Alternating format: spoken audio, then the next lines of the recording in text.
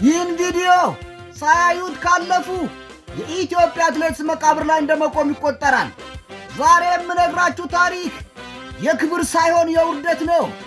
የሀገራችን ሰንደቅ ዓላማ በዓለም አደባባይ ለማውለብለብ የላባቸውን የደማቸውን ዋጋ እየከፈሉ ያሉትን የፕሮጀክት አሰልጣኞች ሮሮ ስሙ።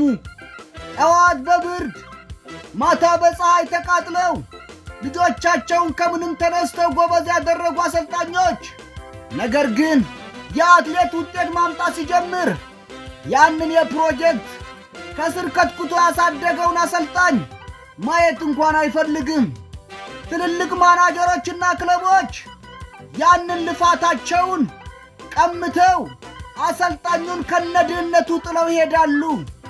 ዘርተው ያሳደጉትን አትሌት አሳዳጊውን ረስተው በውጪ ገንዘብ ሰክረው እንዲበላሹ ያደርጋሉ። የቀድሞ ጓደኛ ራሱ ማየት አይፈልጉም። ይሄ ተራ ታሪክ አይደለም።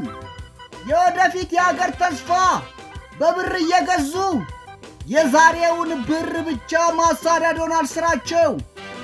የኢትዮጵያ አባት እናት የሆኑት አሰልጣኝ ደግሞ ያሰራውት አትሌት ቀሙኝ ካደኝ እያሉ በድህነት ተኮራምተው የደረቀ አጥንት ሆነው ይሞታሉ።